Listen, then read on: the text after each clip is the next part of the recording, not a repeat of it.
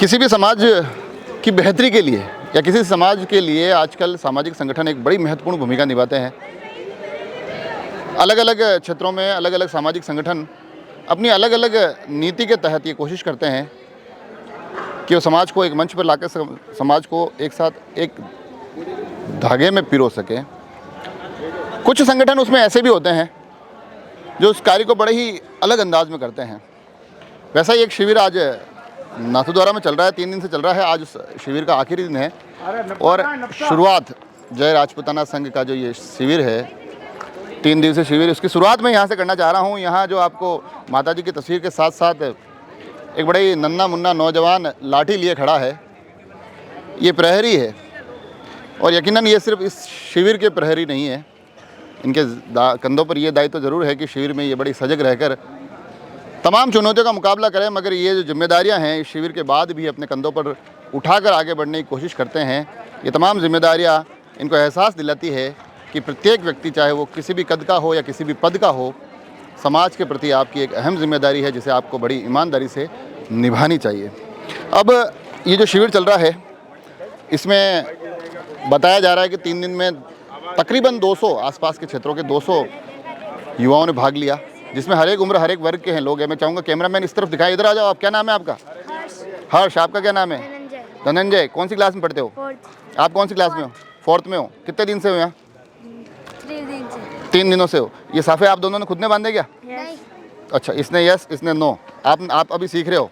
आप सीख गए? हाँ, थोड़ा ये मैंने। अच्छा, खुद के नहीं बांध पाते हो। ये साफे में 2 पैटर्न होते हैं। आपको बता दूं दर्शकों के लिए थोड़ी आसानी होगी। अमूमन काफ़ी लोग खुद के सिर पे बांध लेते हैं, काफ़ी लोगों को दूसरों के सिर पे बांधते हैं और फिर खुद। और ये मैं बात इसलिए कर रहा हूँ कि ये जो शिविर का एक बहुत महत्वपूर्ण जो एक कार्य है, यहाँ इन युवाओं को साफे बांधना सिखाया जाता है, जो न केवल इनको संस्कृति और सभ्यता से जोड़ता है बल्कि आज के व्यावसायिक युग में भी ये बड़ी एक महत्वपूर्ण कला हो चुकी है। 3 दिन से आप सभी लोग यही हो? तो घर की याद नहीं आ रही है? आ रही है। इसको आ रही है। इसने अभी साफा भी नहीं सीखा है और घर की याद भी। क्या नाम बताया अपना? हर्ष। अब हर्ष, एक बहुत बुरी खबर है आपके लिए। 3 दिन तो आपने यहाँ निकाल दिए। यहाँ से जाते हुए स्कूल खुलने वाली है, टेंशन हो रही है? स्कूल 9 नवंबर को खुलेगा। अच्छा, तब तक छुट्टियाँ है? हाँ। तो फिर अब घर जाके क्या है, कैसा मम्मी पापा को कहोगे कि यार मेरे को कहाँ भेज दिया शिविर में आपने यार? है मज़ा आया कि नहीं आया? आया। क्या वजन क्या है आपका? मेरा वजन कम है, दुबले पतले हो। देखो ये थोड़ा हट्टे कट्टे हैं, आप थोड़े दुबले पतले हो। है तो ऐसे शिविर में आओगे, ऐसे लोगों से जुड़ोगे, इस प्रकार मेहनत करोगे ना, मम्मी पापा से थोड़ी दूर रहोगे ना, तो आप भी थोड़े हष्ट पुष्ट तंदुरुस्त हो जाओगे। आपका क्या नाम है? धनंजय। भूपेंद्र सिंह जी। ये साफा बांधना यहीं सीखा? अगर मैं कहूँ मेरे बांधना है, बांध दोगे? पक्की बात है। आपका क्या नाम है? भानु प्रताप सिंह चौहान। तो घर से पहले बाहर कभी रहे हो? कभी नहीं रहे? फर्स्ट टाइम आए? मन लग गया? कैसे लग गया? ऐसे मम्मी पापा की याद नहीं आई? थोड़ी बहुत आई। फिर एक दिन है, फिर नहीं है। तब आज शिविर खत्म हो रहा है, अब जाना नहीं जाना घर पे? थोड़ा मन हो रहा है, थोड़ा नहीं हो रहा है। शिविर बढ़वा दे, 2-3 दिन बढ़वा दे। तो ये देखिए, ये मैं इन नन्हे मुन्नों से बात इसलिए कर रहा हूँ ताकि ये शिविर जो ये तमाम यहाँ, चाहे लठबाजी सिखा रहे हो, चाहे शारीरिक रूप से दक्ष बना रहे हो, चाहे साफे बांधने की कला से जोड़ रहे हो, अन्य प्रकल्पों से जरूर जुड़ रहे हैं, मगर इन युवाओं को कहीं ना कहीं अपने घर से दूर किस प्रकार से आत्मनिर्भर बनकर रहना है ये भी सिखाया जा रहा है। अभी अरविंद सिंह जी हमारे साथ है।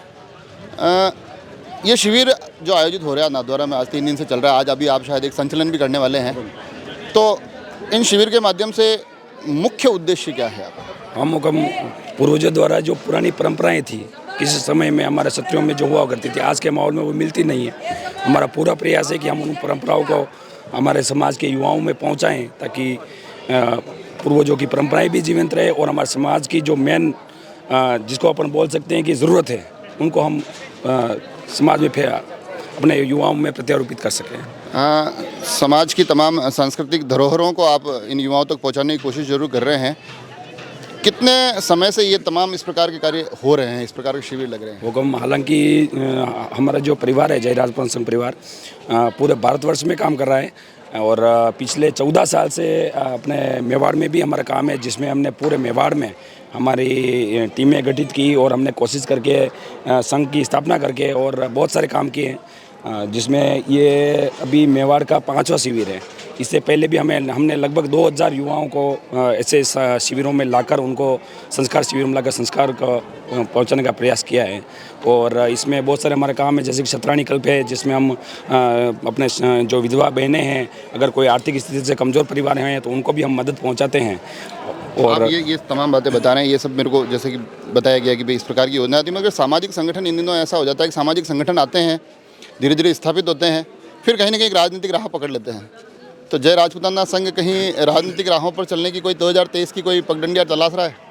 देखो, अगर हमें राजनीति करनी होती तो 14 साल से तो हम वैसे ही काम कर रहे हैं। और आज दिन का हमारा इतिहास है, आज दिन तक इतिहास और ये राजनीतिक पक्ष में हमारे पे कोई उंगली नहीं कर सकता, 1 रुपये का भी नहीं कर सकता और राजनीतिक पक्ष में भी नहीं कर सकता है कभी किसी पे। ना तो हम किसी पक्ष में खड़े रहते हैं, ना किसी का विपक्ष है।